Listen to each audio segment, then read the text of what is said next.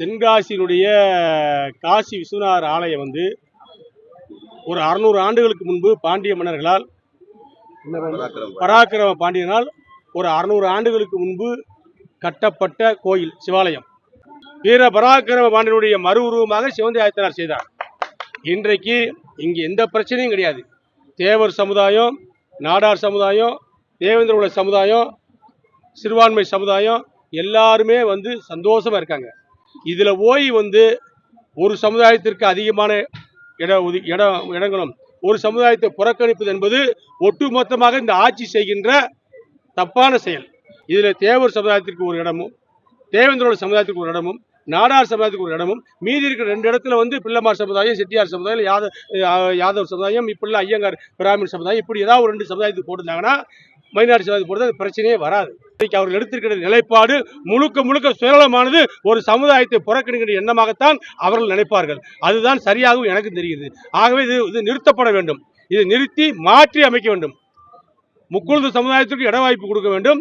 எல்லா சமுதாயத்திற்கும் பங்களிப்பு கொடுத்து எப்போதும் போல இந்த காசி விஸ்வநாதர் ஆலயம் சிவாச்சாரியர்கள் நிரம்பிய பகுதி. இந்த பகுதி இங்கே எந்த பிரச்சனையும் இல்லாமல் தேவ பணிகள், ஆன்மீக பணிகள் நடக்க வேண்டும். அதை விட முக்கியம், இந்த அறங்காவலரை போடக்கூடியவங்க ஆன்மீகத்தில் நம்பிக்கை உள்ளவர்களாக இருக்க வேண்டும். கடவுள் பக்தி இல்லாதவர்கள் அங்கே அறங்காவலராக வரக்கூடாது.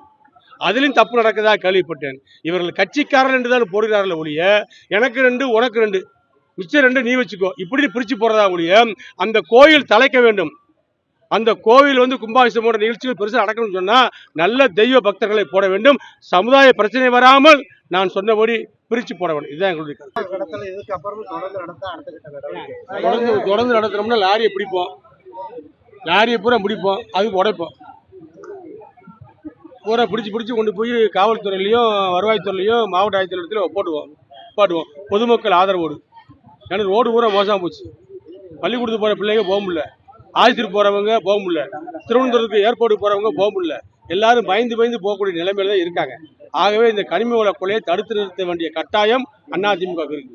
மக்கள் பாதிக்கப்பட்ட செயலை திமுக அரசு உடனே நிறுத்த வேண்டும். இல்லை என்று சொன்னால் மக்கள் எழுச்சியாகி மக்கள் போராட்டமாக மாறும்.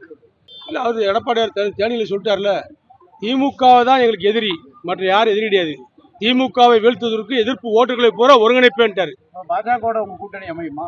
நீங்க அப்படி கேட்கக்கூடாது. நீங்க அந்த மாதிரி கேட்கறத விட எல்லா எதிர்ப்பு ஓட்டுகளையும் ஒருங்கிணைப்புன்னு சொன்னா மக்களுடைய ஆதரவு எடப்பாடியாருக்கு தான், அதிமுக தான் கிடைக்கும். அதான் பொருள். 6 மாதம் கழிச்சு கூட்டணியை பத்தி நான் பதில் சொல்லிட்டாரு பொதுச்செயலாளர். அதனால அவர் 6 மாதம் கழிச்சு சொன்னாருன்னா அவர் சொல்லி ஒரு நாள் கழிச்சு எங்கிட்ட கேளுங்க. 26 எலெக்ஷன்ல திமுக போட்டியோட ஆள் வர மாட்டாங்க. அச்சம் கடுமையா இருக்கு. அதிமுக ஒட்டுமொத்த ஓட்டு வங்கி இப்ப பிரிந்து கிடக்கிறதுனால, சிதறி கிடக்கிறதா ஒரு தகவல் இருக்குது. நீங்க பார்லிமெண்ட் நடந்த தேர்தலில் கணக்கு போடாதீங்க. அது டெல்லி, அது மோடி வேணுமா ராகுல் வேணுமா நிலைப்பாடு. இது எடப்பாடி வேணுமா ஸ்டாலின் வேணுமா நிலைப்பாடு. அங்க எடப்பாடி தான் கிங்கு, மற்றதெல்லாம் மங்கு. செய்திகளை உடனுக்குடனும் துல்லியமாகவும் தெரிந்து கொள்ள சப்ஸ்கிரைப் பண்ணுங்க.